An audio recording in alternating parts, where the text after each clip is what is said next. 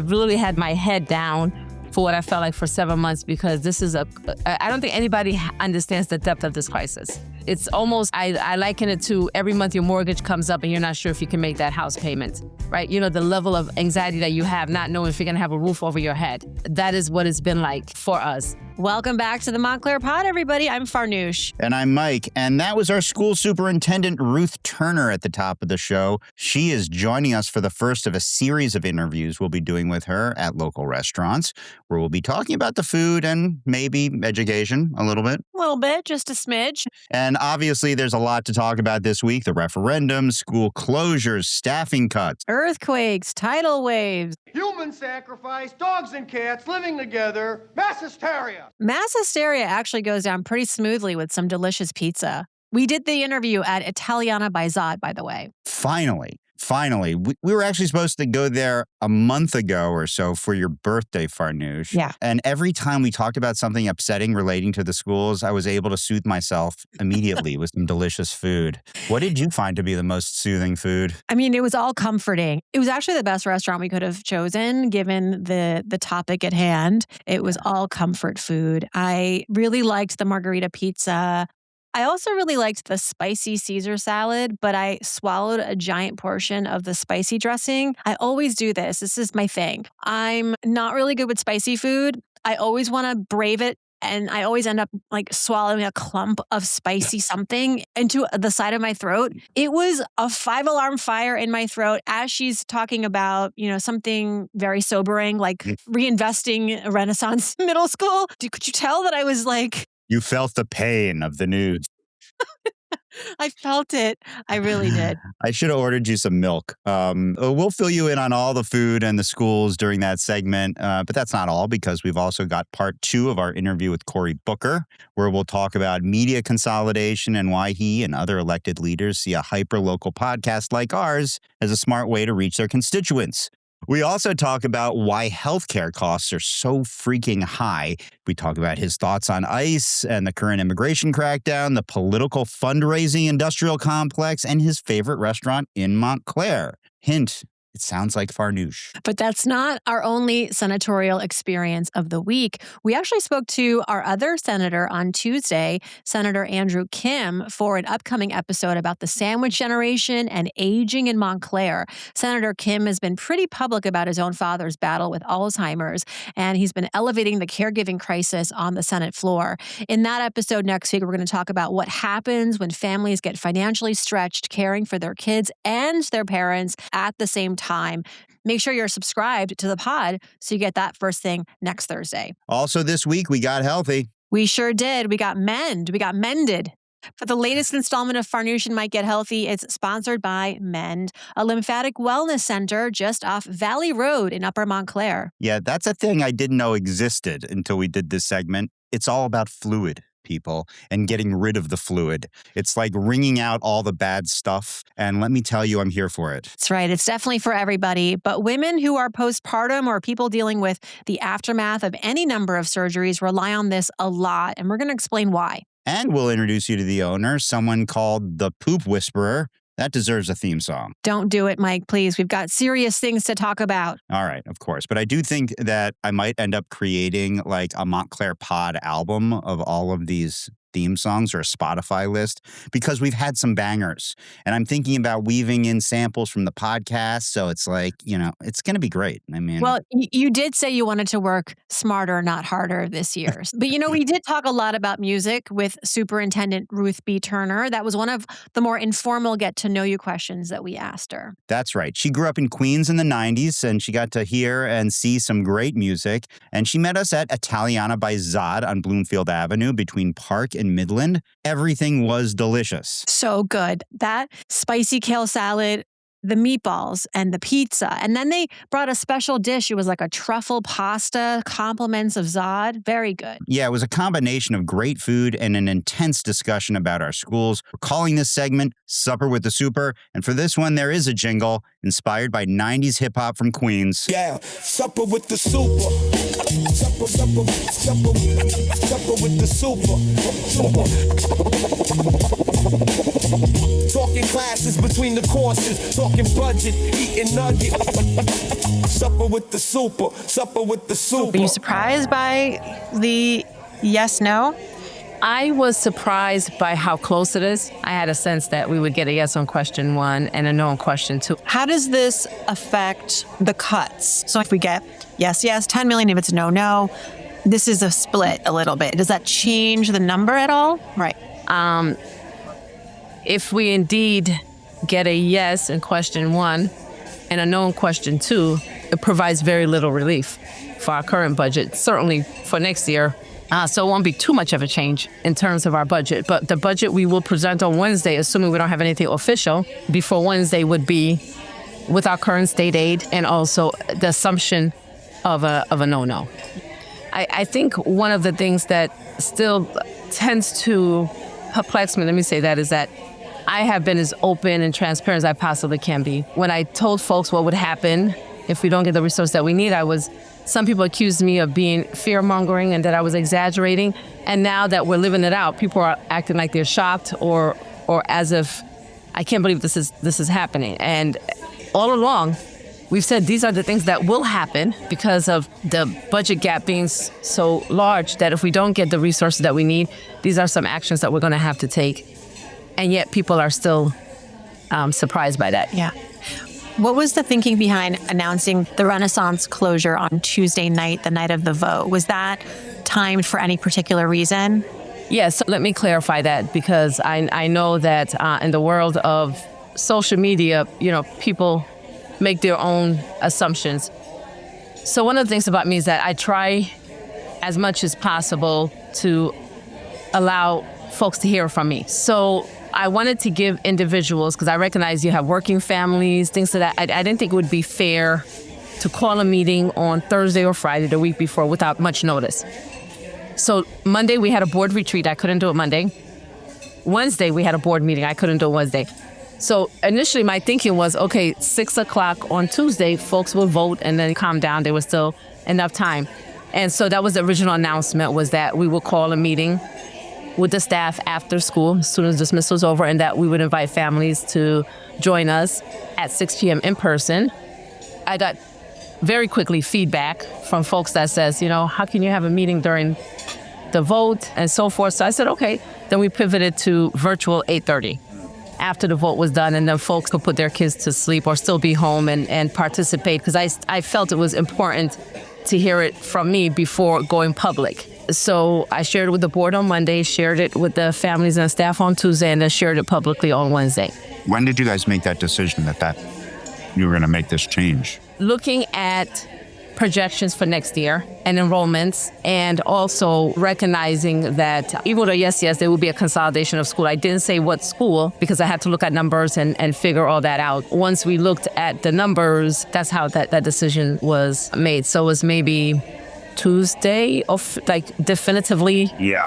One mom I spoke with who did actually vote yes, no. She said had she learned that Renaissance was on the chopping block before voting, it would have given her more confidence to vote yes. Because to her, the reason she voted no on question 2 was she felt like I wanted more of a definitive plan for going forward. What's the go forward plan? Do you regret not communicating it earlier? Absolutely not. Absolutely. It was communicated at the appropriate time once. I'm not going to communicate anything that's not definitive. I'm not going to communicate anything without making sure the plan is viable.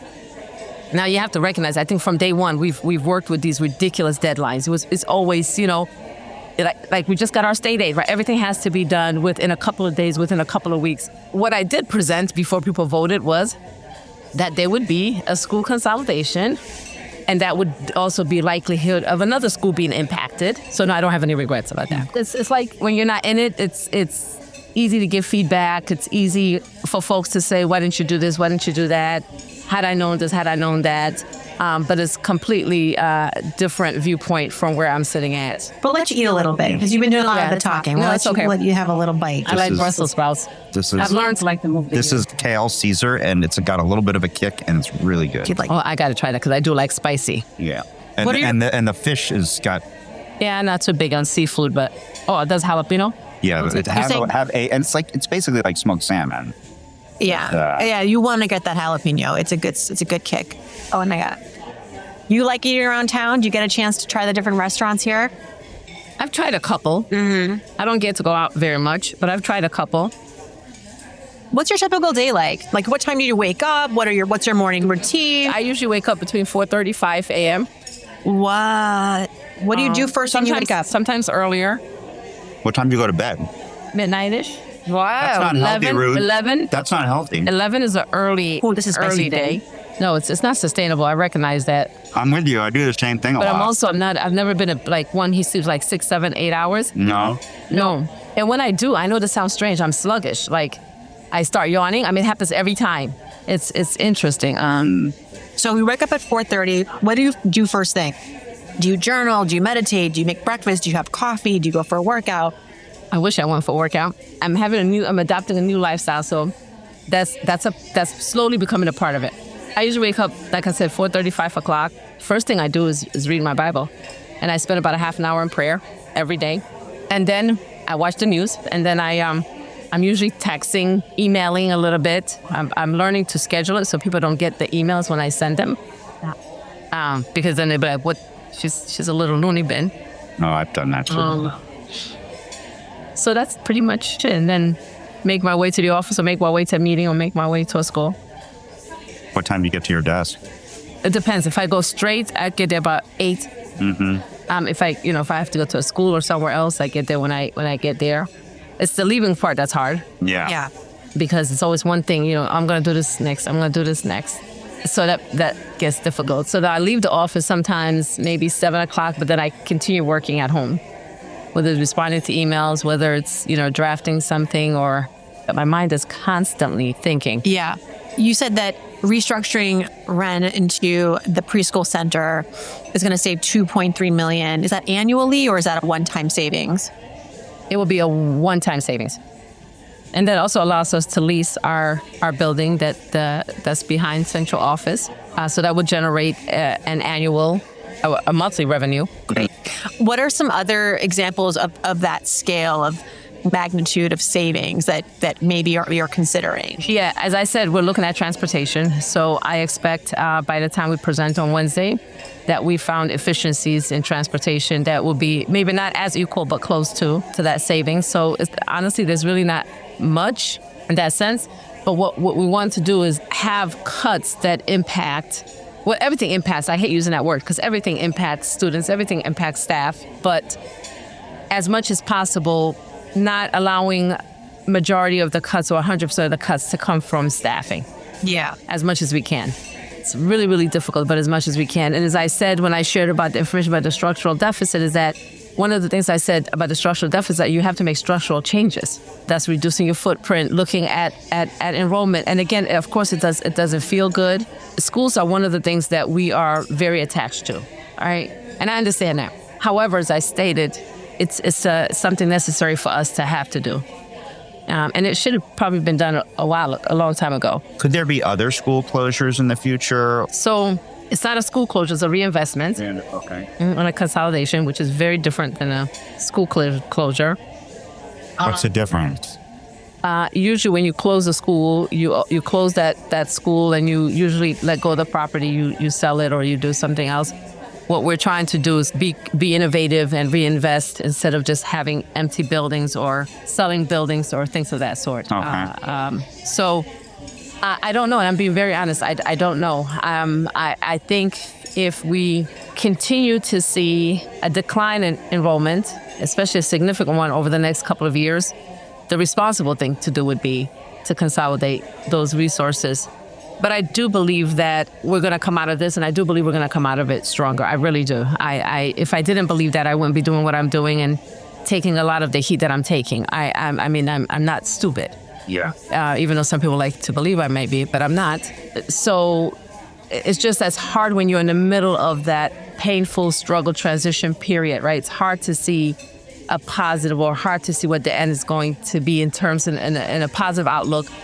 But it will get better, especially if we, and I'm willing to make those tough decisions because I have to think of the long term and I have to think of the whole students and the whole system as a whole and not just pockets. And those are important too, but That's how I look at it. I think in the next 2 years or so, we'll be having a different conversation. I'm positive of that. And then I do believe down the road, we'll have periods of growth.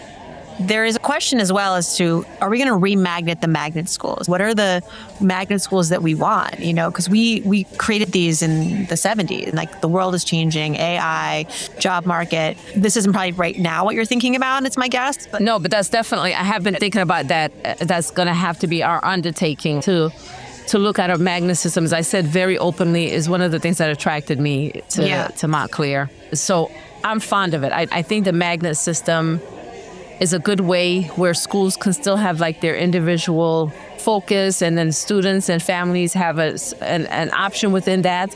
But I do agree that even as that, looking at that and strengthening it, I think sometimes some schools have their magnet theme and then they have other stuff that's not part of their magnet theme. I'm committed to preserving the magnet theme. If, let's say, one school is, let's say, the STEM school, that's not to say that there's not STEM opportunities in other schools, but their opportunities shouldn't look like what the STEM school looks like. That makes sense. That's what makes it unique. Whether we're talking about the arts, things like that, we just gotta tighten that. But I do believe that our next undertaking is having a community conversation around the magnet schools and what would it look like for us moving forward. As I said, a lot of things have changed. And that doesn't mean that having those discussions doesn't mean that we're trying to eliminate the magnet system. I think we have to evolve and change and strengthen it. So I do believe that's the next critical step. What did you think of Governor Sherrill's announcement on the same day that how she's addressing the structural deficit in New Jersey, specifically with schools? What I remember is an overall increase of 3% in education funding. Yeah, we saw an increase in our state aid. You know, I was really nervous because I think a week and a half prior to it, and I think I shared it with the board publicly and definitely with my staff, we were told at our last superintendent monthly meetings that to anticipate possibly a small decrease. So I was really concerned about that. And I know some folks that they've experienced a decrease, but I was glad that not only did we not get an increase, a decrease, but we've also got a little bit of an increase. Okay. What would be your message to teachers right now? Because some teachers are thinking, do I stay? Do I go? Teachers who want to maybe work here one day, but wondering, this place is in transition. Is it really a safe place for me? And what do you really want to communicate to teachers? Hang in there with us. And it's not that, I don't want to say it's not what gives me comfort, because it doesn't, is that there's other places laying off significantly. Yeah. More than what we will probably have to.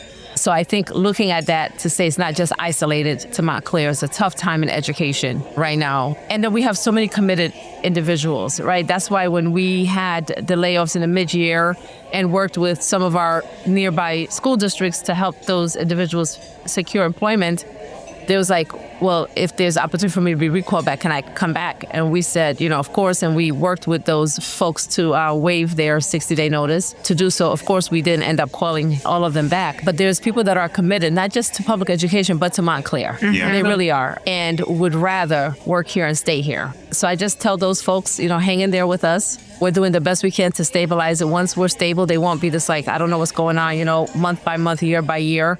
And that's what I'm doing, trying to work to the point where we can be stable and move on from there. We're not quite there yet, but we're getting there. I wonder if there's a world where we could fundraise, because there was a lot of people who voted yes, yes.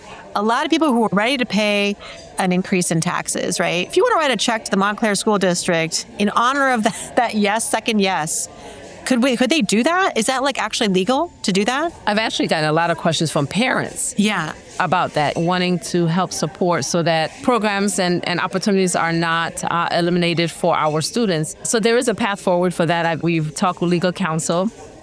So what most places do is create, not the school district, but the community, create a not-for-profit foundation. Okay. I'll give you an example. Back in New York, one of the work that I was doing that was always underfunded, because it was connected to social emotional learning, they created a not-for-profit called Friends of Rock Restored, where they were able to fund it. So that could happen here, and it will most likely happen here.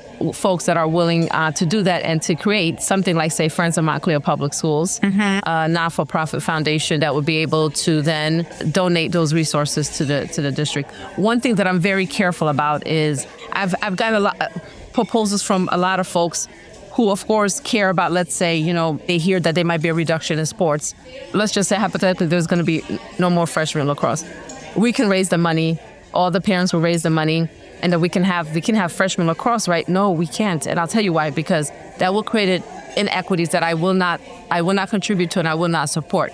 What I'm open to, if folks are willing, is have one pot, let's say for sports, have one pot, whatever we think is important, and find an equitable way to be able to fund those. Some families in various sports or activities may be able to raise, let's say, $50,000. I've seen it with a matter of days or weeks. Like the ice skating rink. Yeah, they raised hundreds of thousands. Yeah, other individuals can't. So if I allow that to happen, I'm allowing inequities to take place, and I can't do that in good conscience. It's not the right thing to do. Everything has to be for all students. I know this is the argument against sort of the PTAs, that some schools have more lucrative PTA funds because of just the demographic and their ability to fundraise better or whatever it is. Have you thought about that too? Because that also creates inequitable structure. Yes, I'm working with them. As I said, I've really had my head down for what I felt like for 7 months, because this is I don't think anybody understands the depth of this crisis. It's almost, I liken it to every month your mortgage comes up and you're not sure if you can make that house payment, right? The level of anxiety that you have, not knowing if you're going to have a roof over your head. That is what it's been like for us. Because it needed such great attention, 90% of my time has been studying that, analyzing it, paying attention to that, talking with our state officials, and to really get a handle on that and to make sure that we're able to meet payroll and all of the obligations that we have for this year. So I have seen some of that. I am going to work with the PTAs to get a better sense of that and to find a more equitable way of doing that, because I say equity to me, it's not just a word, and I don't think it's anybody's intention, to say, oh, look what we have, look what you don't have. I think you just get focused. That is your child's school, that is your school community, and that's like your lane. You know what I mean? So I don't think anything is dealt with ill intention. But once we know the unintended consequences, we have a responsibility to say, how do we address that moving forward? This is controversial. Oh. We are giggly pasta. Oh my God. Our giggly pasta. I was going to call it the gigli pasta. The jiggly. What's inside? It's a wild truffle mushroom base, and Wow. Yeah. Wow, that pizza's good. Really good. How was your salmon? That's great. Yeah. I have some. It's not spicy at all. A bite, sure. This is amazing. The gigli pasta. It's like a truffle mushroom pasta. Is Very yummy. how's the truffle balance? Because sometimes It's it's not like overpowering. It's Yeah. really good. Yeah, delish. And pasta's cooked perfectly. Yeah, it's really I'm going to have a nice. bite.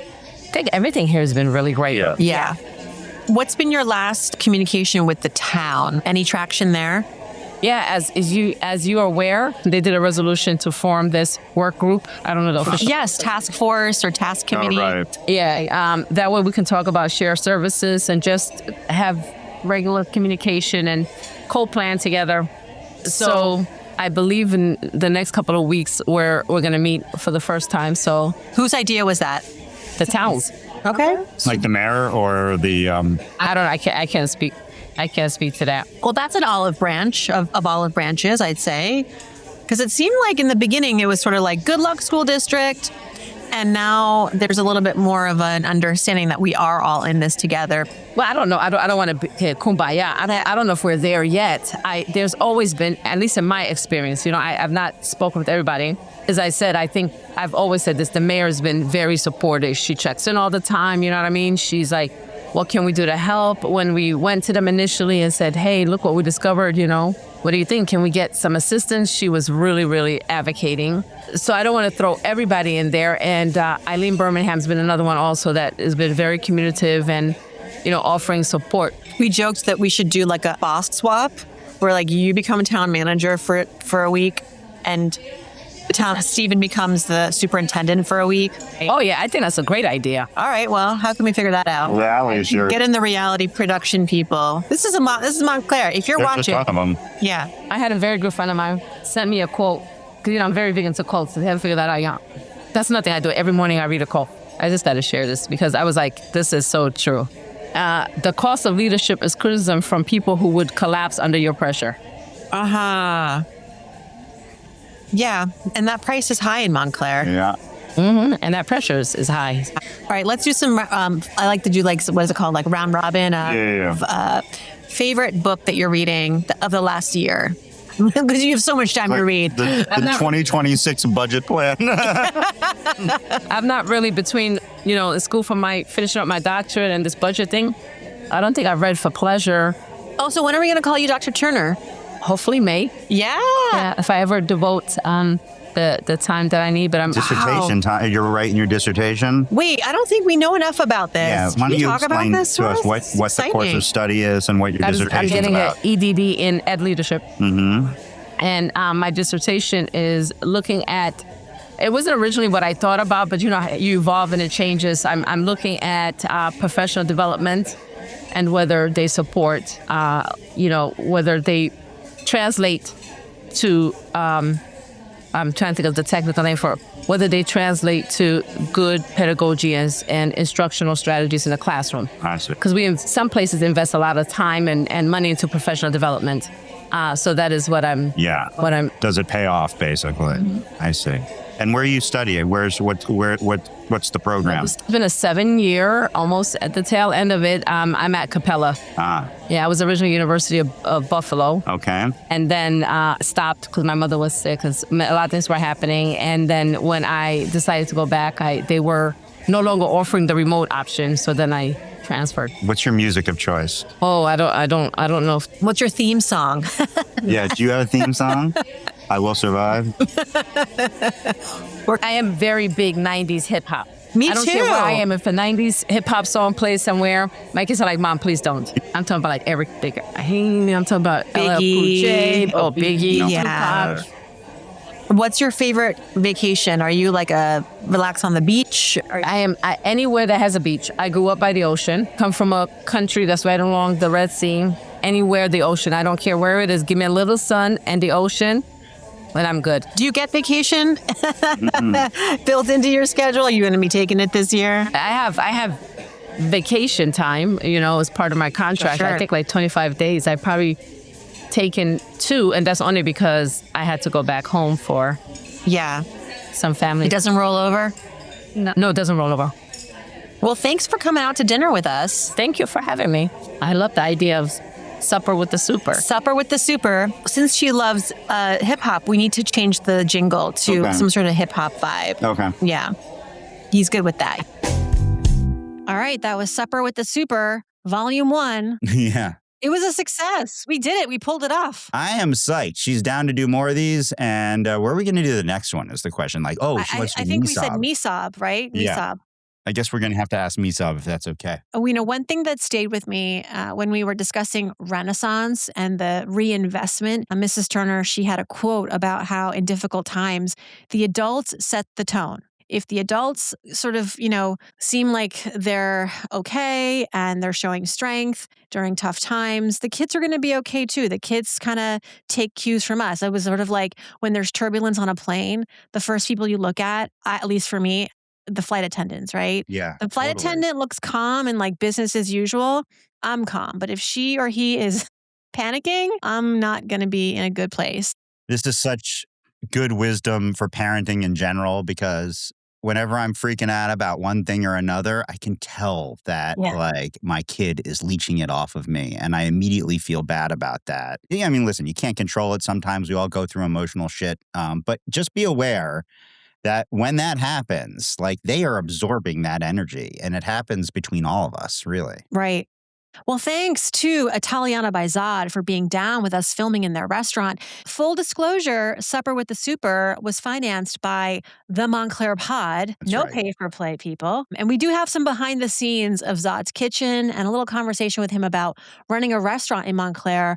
In this moment, the challenges, head to the Montclair Pod on Insta. And before we get to our next segment, let's talk a little bit about the yes-no vote and why for some people in Montclair, this was the preferred outcome. We spoke with 3 different voters. One, a former student who recently graduated, another, a mom of 3, and another, a dad whose child graduated a bunch of years ago. They all wanted to remain anonymous. And despite coming from different perspectives, I spoke to all 3 of these people. Again, a former student, a parent of 3, and a dad whose child already graduated, they all shared the same concern. They were willing to help fix the past deficit because they felt as though it wasn't really anybody's fault currently.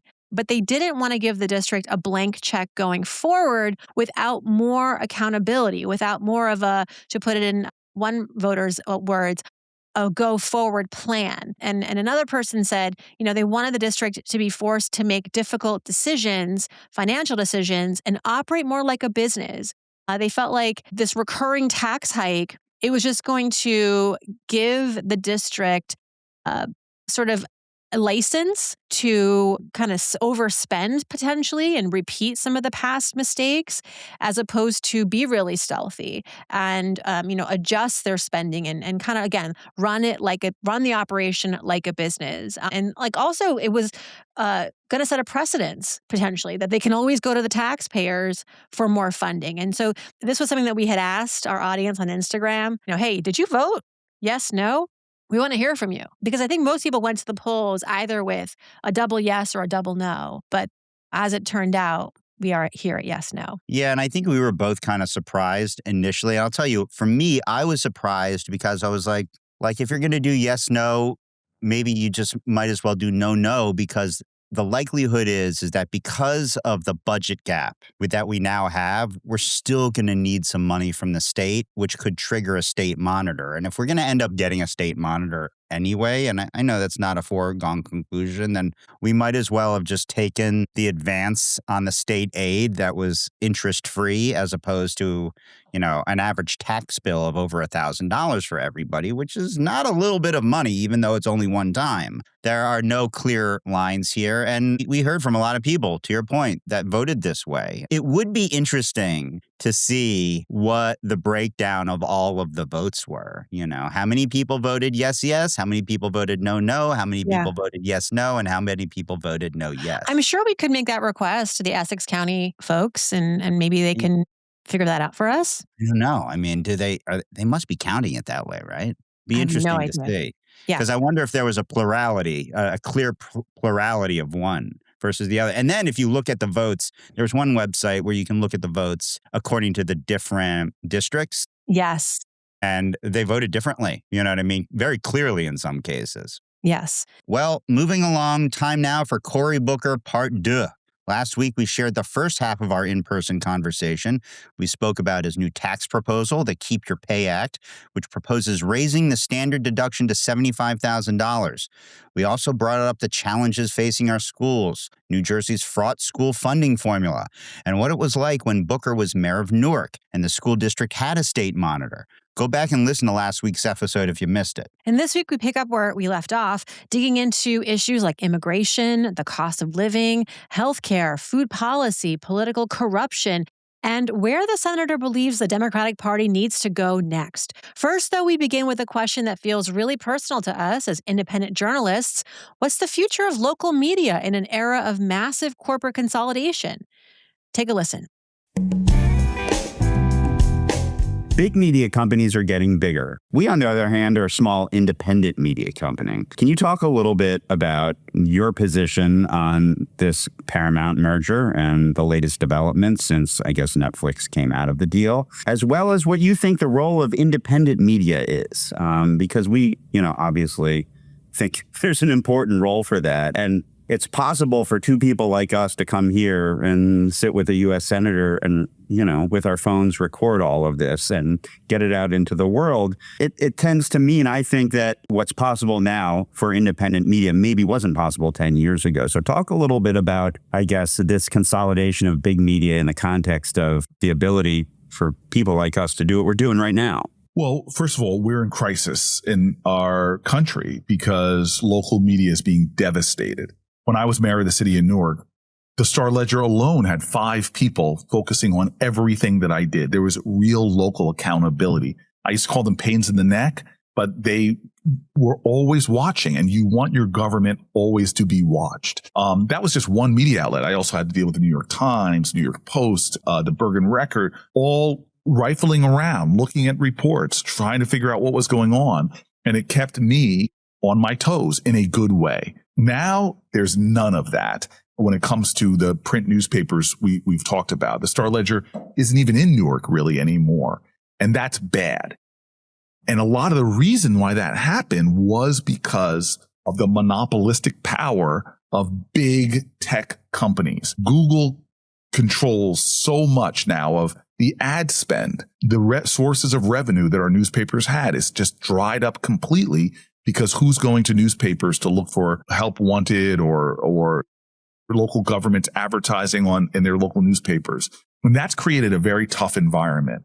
And then on top of that, this corporate consolidation is giving a lot more power to a few corporations and a lot less power, frankly, even to folks like you who are creating content that people really want to see, but monetizing the content you're creating is very difficult given the power that corporations have even over the platforms that you all post on. So I'm very worried about this continued corporate concentration and what it's doing to media and what it's doing, frankly, to jobs and artists. So let's go specifically to the merger we're talking about.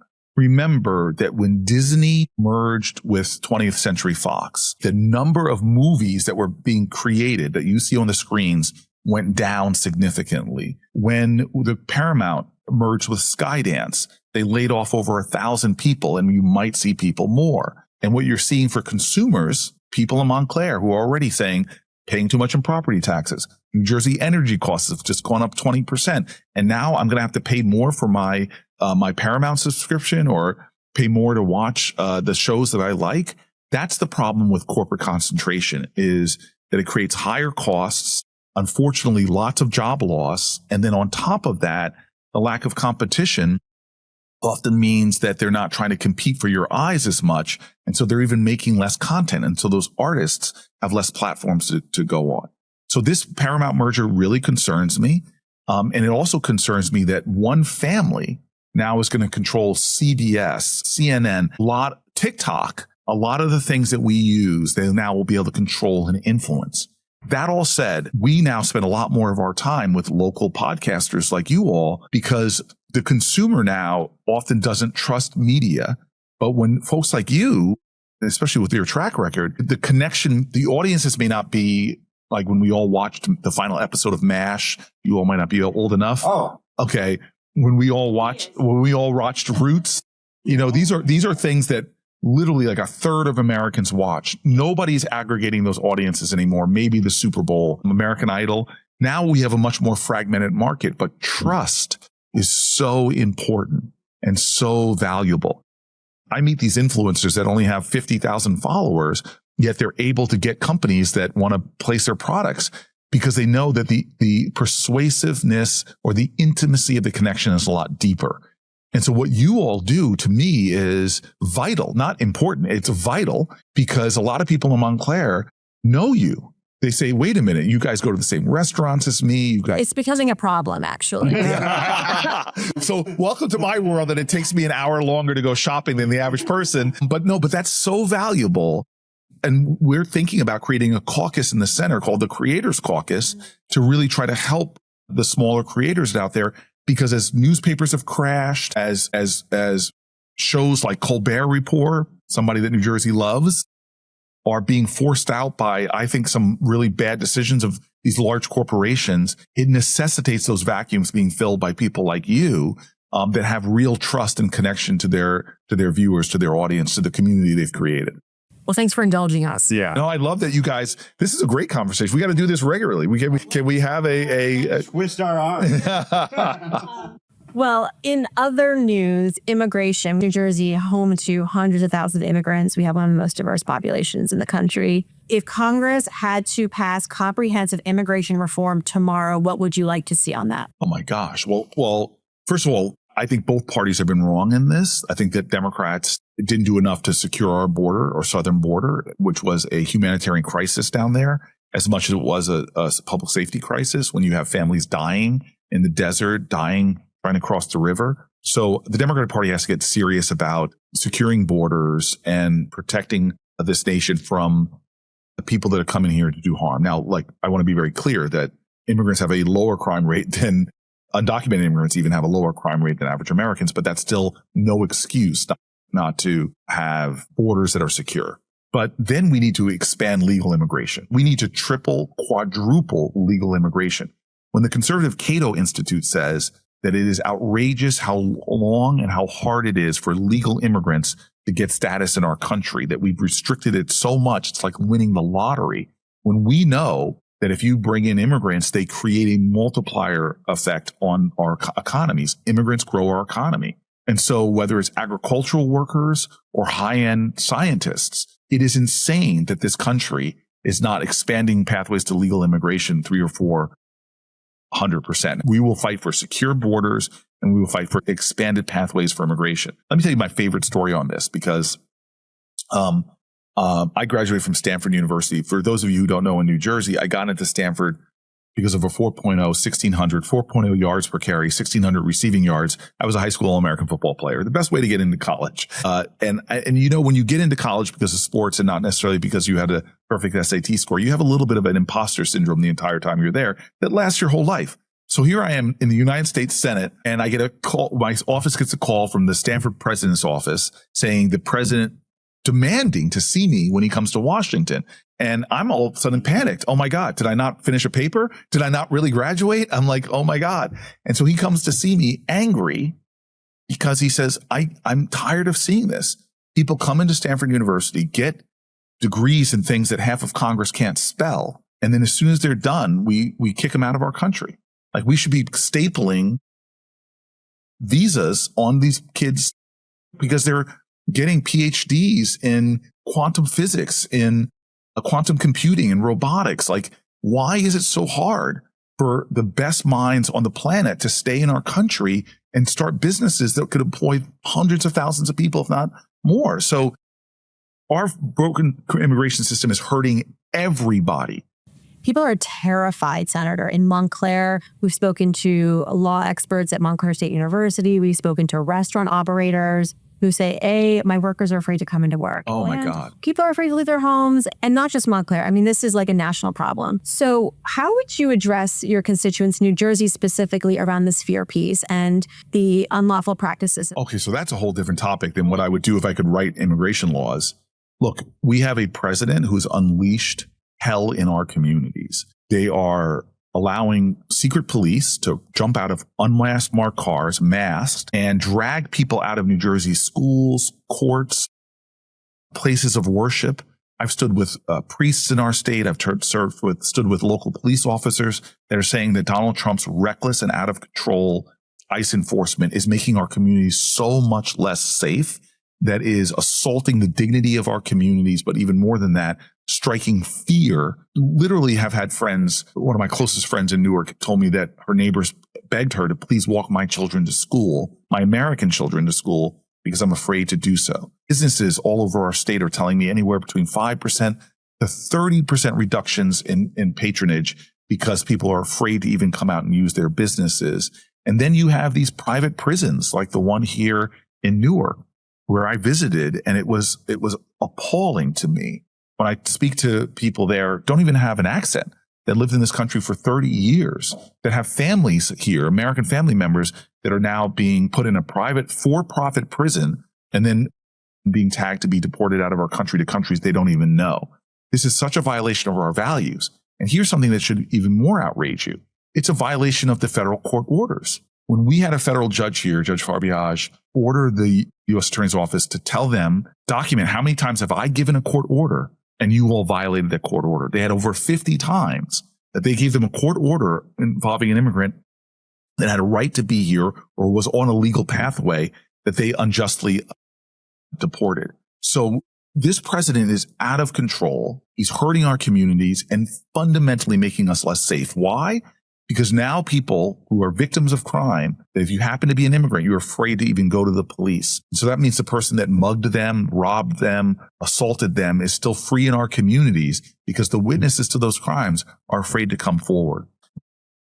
So right now, I am telling New Jersey, I'm not voting for one more dollar to fund that agency. We're technically in a government shutdown right now, in a standoff. So first and foremost, your senator, I'm pledging to everybody, I'm not funding an agency that is doing so much harm and so much damage. And I will vote against anything that comes before when you have this reckless, out of control immigration work. That's number one. Number two is New Jersey, in a matter of months, is going to have a chance to vote on this issue. Do you endorse these immigration practices or do you reject them? And if New Jersey resoundingly rejects them, here in this state, we can win a House seat or two and take back the House of Representatives. And now we have the ability to further do what Congress should be doing, which is check and balance a president that's out of control. Congress has rolled over for the United States, for the president of the United States, and is allowing him to do whatever they want. They're complicit and complacent in this kind of outrages in our community. And it will continue as long as the Republicans are in power in the House and the Senate. So if people in New Jersey are tired of this, especially in those districts where you have Republican House members that are not fighting, that are voting along with all this outrage, then vote them out. We live in a consumer culture in many ways, in a consumer-based economy, largely built on the strength of the dollar and our ability to buy inexpensive things, either because they're built somewhere overseas with cheap labor, or they're picked here using cheap labor, which is why we have so many immigrants coming here to do these jobs that frankly don't pay enough for average Americans to want to do. Can that change? I mean, it seems like that's what the American economy is built on. It seems like it's impossible to talk about immigration reform without acknowledging the fact that if you're working a minimum wage job, you're not getting any of the things that you need necessarily to survive and thrive as a citizen of the richest country in the world. So let me connect the dots here real quick on what we've talked about. So first of all, if my big idea goes through and nobody pays income tax on the first $75,000, and part of that bill is expansion of the earned income tax credit and the child tax credit. If you are a single mom making $50,000, $60,000 in New Jersey, you will get almost 10%. You'll be able to keep almost $6,000 more dollars that can help you afford childcare, help you afford rent. We have got to make work pay. That's the first big idea. The second thing, one of the other things we talked about was corporate concentration. We spend more money than any other nation on the planet Earth on healthcare, and we get the worst results because we've allowed corporate concentration.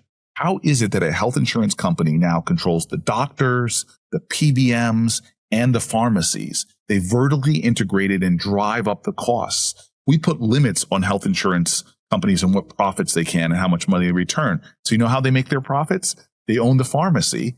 When they say overcharge people, and really who they're overcharging is the insurance company. So we're going to shift our profits to the things that are not being curtailed. Enough of that. We need to break up these big corporate monopolies that are doing all kind of schemes to jack up prices on consumers and make healthcare too expensive. And then the final thing that we have to do is you're talking about Keep your pay act, which is very important, breaking up corporate monopolies, which is really important, and then do what I did when I was mayor. The last thing, when I was mayor of the city of Newark, my philosophy when I first came in there, let's just attack stupid.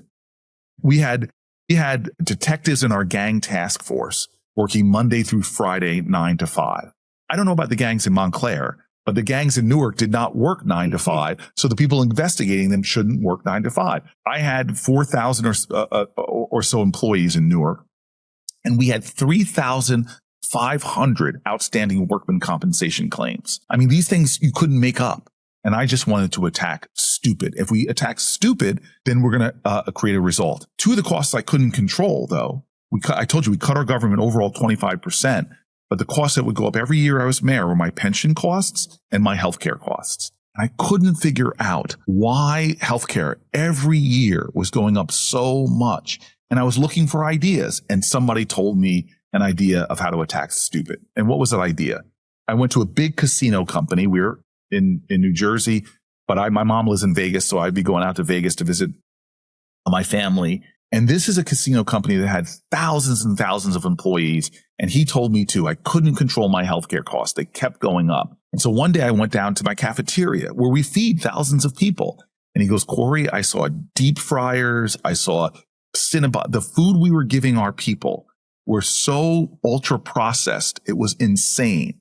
And so what did I do? He said, I ripped out all of these deep fryers, got rid of all the highly processed foods, and brought in the best chefs there were. At first they fought me because they wanted their Cinnabons or whatever. But when I brought these chefs in, they loved the food. And he said, then I'd have these single moms that work 2 shifts at the gaming table. And then they're going home and they say, can I take some food home for my kids? So I'm not stopping at that fast food restaurant. Lo and behold, he said his cost curve on his healthcare costs started going down because his people got healthier. So let me tell you what's stupid in the United States of America that most people don't know. 93% of our ag subsidies go to ultra-processed foods. Only 7% go to the foods our doctors tell us to eat the most of. It's why in Montclair, your kids go to a corner grocery store and a Twinkie product is cheaper than an apple. Not because of the free market.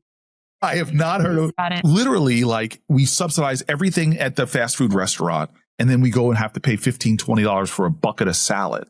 This is insane. We have designed this system by monopolized food companies to make ultra-processed, highly alluring foods and not support that. So if we just said no more of this, we are going to put our subsidies on the food that we want people to eat, and it's going to create healthier habits. How do I know this works? It's because when I was mayor of the city of Newark, we created an entire city block that was an urban farm. And then as a senator, I supported something called the Double Bucks program. What the heck is that? Well, your food stamps or your SNAP benefits, when you go to a farmer's market, they're worth double. And so I went out to this farm to do a Food Inc. was this documentary.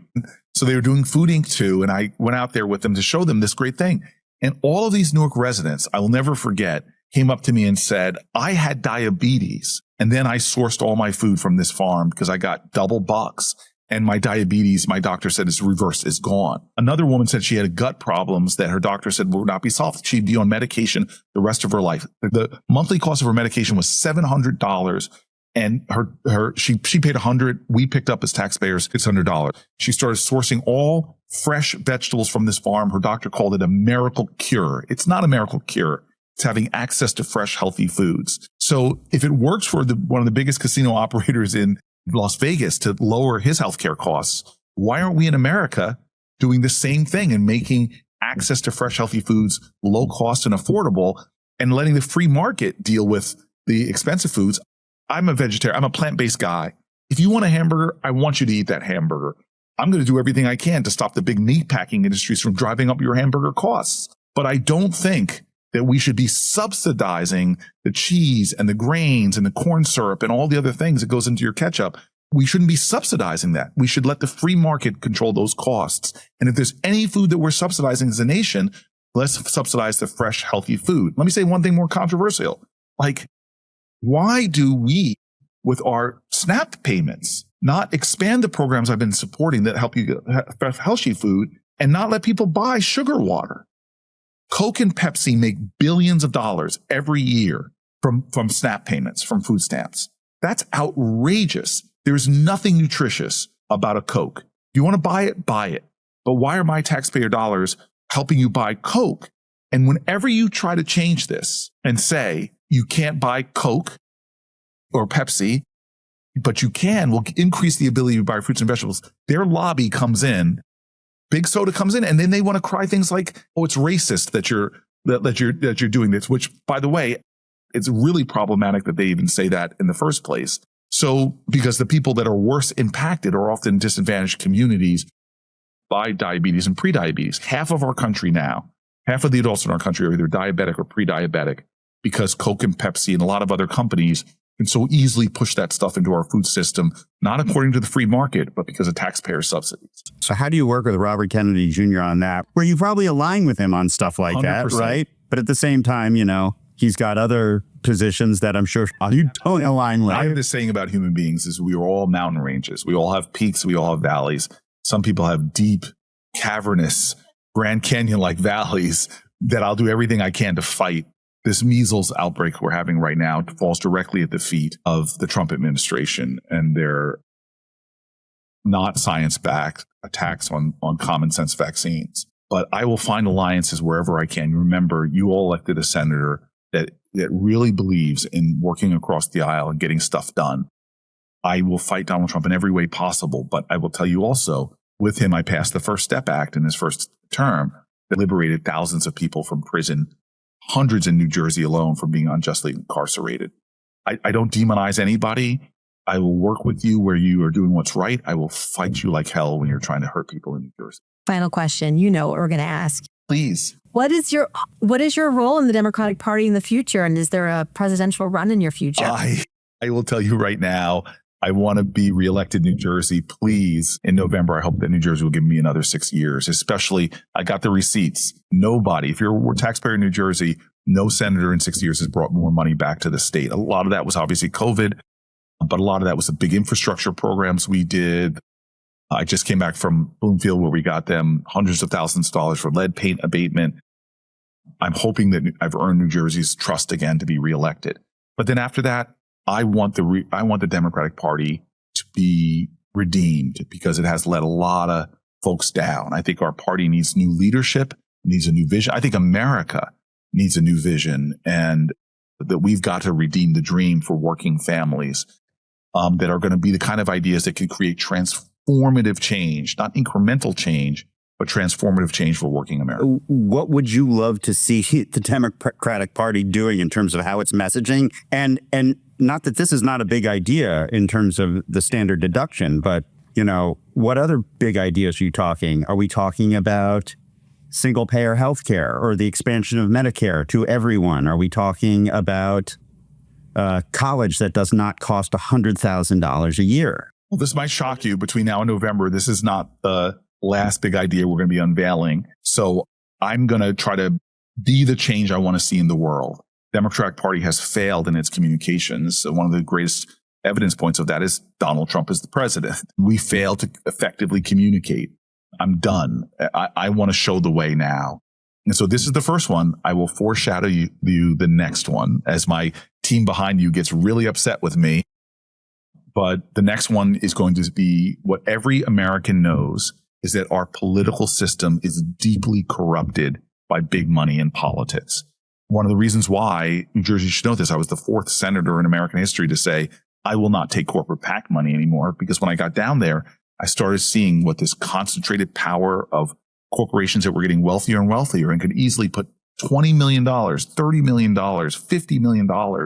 I've seen industries put together $100 million PACs to affect our politics. And you don't even know it. You're watching these ads and you don't even realize some dark money corporation has put that money in there. If we will never fix our democracy and make it work for working people, if we're giving big money, wealth like we've never seen before, the ability to influence our politics so easily. So the next pillar we're going to talk about is corruption and how to end the corruption from senators being able to trade stocks, something I don't do that should be outlawed, all the way to how do you get the big money out of politics? Because corporations are not people, by the way. And Citizens United was one of the worst decisions ever decided by our Supreme Court that allowed this ugly amounts of money to come to our politics in the first place. Well, it seems like, either of the parties do, their core competencies these days is raising money, whether from big organizations or even individuals. I mean, we all get text messages all the time from every campaign, and I don't give money to politicians because I'm a journalist and cheap. But I get them all the time. And I guess the question is do politicians need to raise this much money through every election cycle? Why can't there be a public option that's enough? I mean, there's no barrier to distribution as we're demonstrating right now. You don't need to buy airtime, but essentially there's this huge political industrial complex. So is that part of the solution? Yes, it is part of the corrupt system that I'm describing that, I feel very blessed. And people will say this to me in politics. Cory, you have big platforms which you can communicate on, but I don't. And this big corporate PAC is about to put $20 million against me. I got to raise money every day. That's crazy. New Jersey didn't elect me to be a full-time fundraiser. They elected me to bring forth big ideas, to grapple in the Senate, to get things done. And we've created this very perverse system where you send a congressperson down there and they are constantly sitting in a room, especially House members who have to run every 2 years. They sit in a room, make fundraising call after fundraising call, and take all this PAC money that I don't think they should be taking. So how do we change that? You can't blame the senator who's in that bad system. You need to change the system. And that's what I'm calling for. And will probably be the next big rollout we have. And we hope you'll come and join us for the conversation about it. But we have a inherently corrupt political system. I've seen it with my own eyes that some corporation wants a little loophole so that they can avoid paying their taxes.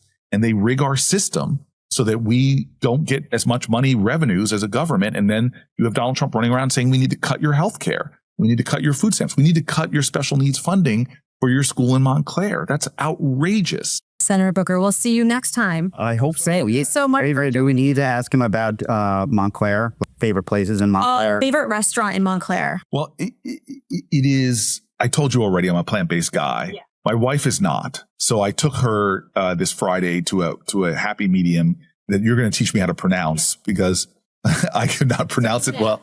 Farnoush.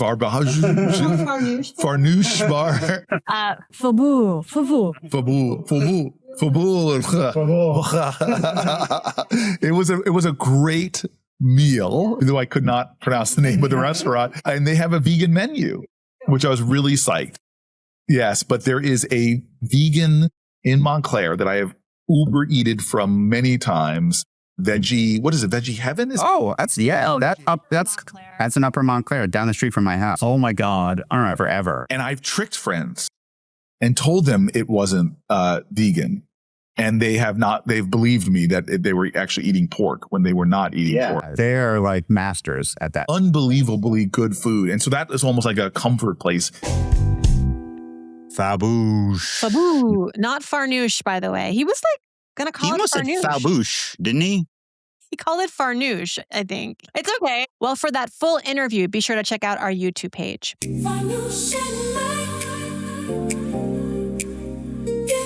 All right, it's time for You Know What? Farnouche and Mike, Getting Healthy, a sponsored series that supports our ongoing attempt to become slightly more functional human beings while living in Montclair. Slightly. And you can too. I'm really glad we're doing this series because as we've learned, it's not always easy between work, kids, commuting, finding parking, and keeping up with whatever school district controversy is happening this week. Yes. Taking care of your own health can slip pretty far down the list, but we got to stop making this an afterthought. And you're going to be proud of me, Mike, because last Friday I checked something huge off my list. I got my first colonoscopy. Best sleep of your life, right? Yes. I have to say the anesthesia was a nice cap to last week's school drama and the many hours that we spent producing the show. You and I were up really late last week. Last week kicked my butt. Yeah. But in all seriousness, to all my 45 and up friends listening, public service announcement. You got to get your colonoscopy done. Go schedule it. Very important. The prep is not so fun, but it's the hardest part of the whole thing. And then you get a beautiful sleep, like Mike said, and it can literally save your life. So very, very important. Yeah. And once you start thinking about what's going on inside your body, you start realizing there are a lot of systems in there doing important work that most of us never think about. Including one we learned a lot about recently, the lymphatic system. Yep. And that's why we ended up visiting Mend Lymphatic Wellness Center in Upper Montclair, where founder Renee Ambrose specializes in something called manual lymphatic drainage. And as we learned pretty quickly, this treatment has some very enthusiastic fans. Take a listen. If you walk down Cooper Avenue in Upper Montclair, you might pass an old brick building that once housed horses. Back when commuters arrived by carriage, this was a livery, a place where the horses stayed before people caught the train into the city. Today, the building is still about movement, just a different kind. Inside is Mend Lymphatic Wellness Center, founded by Renee Ambrose. Her specialty, a part of the body most of us barely learned about in school. The lymphatic system. And once you hear about it, you start realizing it might be responsible for a lot of things you didn't know how to name. The lymphatic system performs a couple of primary duties. Its most important duty is to generate immune cells, and it also performs the duty of transporting the immune cells from the lymphatic system to wherever in the body those immune cells need to go to attack whatever invader is in the body, whether it's bacteria or virus or whatever. And that's just part of it. The lymphatic system isn't just about immunity. It's also quietly regulating fluid levels throughout the body. When we just kind of go through our daily lives, there's always some fluid dynamic shifts going on in our body, and the lymphatic system helps to manage that. Translation, when people talk about feeling bloated, puffy, or like they're retaining water, this system might be part of the story. Ambrose's work focuses on helping that system do its job better, using a technique called manual lymphatic drainage. I provide classical Vater-style manual lymph drainage. That's a technique that was developed in Europe almost 100 years ago, and it is the gold standard for treatment of the lymphatic system all around the world. Ambrose didn't come to this work from the spa world. Her background is medical, one of the only providers in New Jersey who's a dual licensed physical therapist assistant and massage therapist. She's also one of the only providers in New Jersey who's certified in treatment of the head and neck. Which means the people who come through her door aren't just looking to relax. They're often dealing with real health issues. Right now, I'm actually seeing a lot of women come in with perimenopause and menopause-related issues. However, I do see a fair amount of perinatal clients as well. And we treat everything from women who are trying to conceive to help them optimize their fertility, all the way through postpartum recovery, breastfeeding, and beyond. She also works with people recovering from surgery, cancer treatment, or chronic conditions. But one of the biggest themes she sees right now, midlife. As we age and our hormones shift, for example, there's a flux in estrogen and progesterone levels in our body that can disrupt our fluid dynamics, and we can become kind of tense, and the tissues can feel tight and we can feel bloated because we start to retain more fluid. The lymphatic drainage can help to reduce that feeling of bloating, fluid retention, tension. But beyond the physiology, Ambrose says there's something else happening when people come in for a treatment. People often report that they feel very safe because they know that there's no point during the treatment that it's ever going to hurt. Which brings us back to the bigger idea behind Mend. Ambrose didn't want to just open a treatment room. She wanted to create something closer to a support system, a third space wellness environment that she says inhabits the space between medical treatment and daily life. And this can be especially important for women. A lot of women are discharged from medical care to go home, and they're cleared, quote unquote, cleared to do whatever, but they don't have any ongoing support. And I wanted to be the one providing that support. And if you're wondering what the treatment actually feels like, Ambrose has a surprisingly good metaphor. Think of it as wringing out the tissues. It's gentle, though. It's not like cranking on a wet towel. It's more like kind of smoothing out the wrinkles on a blanket. Which may explain why some of her clients leave feeling lighter, more relaxed, even a little reborn. And occasionally with very enthusiastic digestive results. I've had a couple of clients call me the poop whisperer. It makes me happy. It brings me joy. Thank you to Renee Ambrose for partnering with us and teaching us so much about how our lymphatic system works. She's helping so many people, and I feel like she kind of needs to trademark the poop whisperer. I mean, if she hasn't already. I got a theme song for that one, too. I'm sure you do. Learn more, everybody, at mendlymphaticmassage.com. We'll put that link in our show notes as well. All right, let's get into the news. Students at Montclair High walked out of classes last Friday to protest ICE marching from Rand Park to the municipal building. Yes, a lot of kids participated in this. The Montclair Local covered it, and there's a good gallery of images from the walkout on Tap Into Montclair. We're going to link to those in our show notes. And sticking with the Local, big congrats to their reporters, Matt Kadosh and Asa Jung. They won an Excellence in Community Media Award from the Center of Cooperative Media at Montclair State University. Yes, this was awarded for their coverage of the school budget crisis, and they even got a nice tip of the hat from the governor, Mikey Sherrill, who was there. Great work, guys, and congrats to the whole Montclair Local team. Very well deserved. Now time for the one big thing.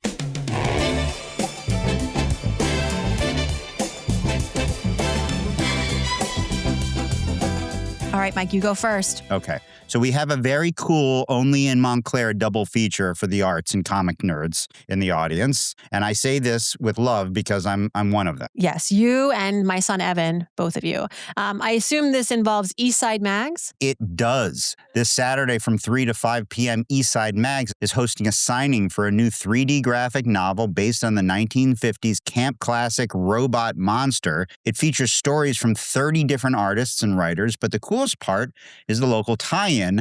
Recent Montclair High grad Carl Scheckel actually has his first 2 professional stories published in the book. He'll be there at the signing alongside the pros. And afterward, there'll be a screening of Robot Monster at the Claridge just across the street and a panel discussion after. So head over to montclairfilm.org for more information on that. Sounds like fun. Want to know what I'm doing? Kind of, I guess. Go ahead, tell me. I'm going on a shopping challenge with the Montclairnista, Wendy Tabercio. If you remember, Wendy joined us for our food challenge, our food tour back in, I guess, last year when we were kind of going off the beaten path to find some interesting places to eat. So she's kind of the eyes and ears of Montclair. She knows where all the cool places are. She's like a cool monger in Montclair. And so we wanted to do something light and exciting after all this heavy coverage of schools. And so let's shop. And I said, Wendy, let's go out and like discover some cool things in town and support small business. And let's give it a theme. Let's give it like a spring theme. She's so down for it. She's already got a list of things to find, places to go. So that's happening this weekend. We're going to go find some spring themed items, outfits, gardening items, etc. And along the way, we're going to showcase some of the cool retail shops in town, mom and pops. You know, I didn't tell you this, but I bumped into Wendy this weekend and I suggested that I might just bomb in on this little shopping excursion and that you guys might be able to pick some clothes out for me. All right. Well, it's not like we weren't going to invite you. Oh, I didn't necessarily feel it. I thought it was like kind of a girl shopping trip and I wasn't so sure. Well, I don't know. You're going to be like all sci-fiing it out. So, I got that. I also have a gig. Have you ever been to the Meat Locker in Montclair, which is like a metal club? Do I look like someone who's ever been to the Meat Locker? I don't know. I don't judge. But yeah, I'm playing with my buddy Mike Potenza's band at the Meat Locker on Saturday night. So maybe you could pick out an outfit for me for that because, you know, I'm going to need to like look metal. Like a seersucker outfit because we're going spring theme. So yeah, I should show up for the metal concert it's not really a metal band, but like, yeah, totally seersucker suit. Absolutely. All right. I'm thinking like Dick Van Dyke from Mary Poppins. Yeah. All right, everybody. Thanks for tuning in. We will see you next week. We're going to have Senator Andrew Kim on the show talking about aging and sandwich generation. You don't want to miss that episode. See you in town.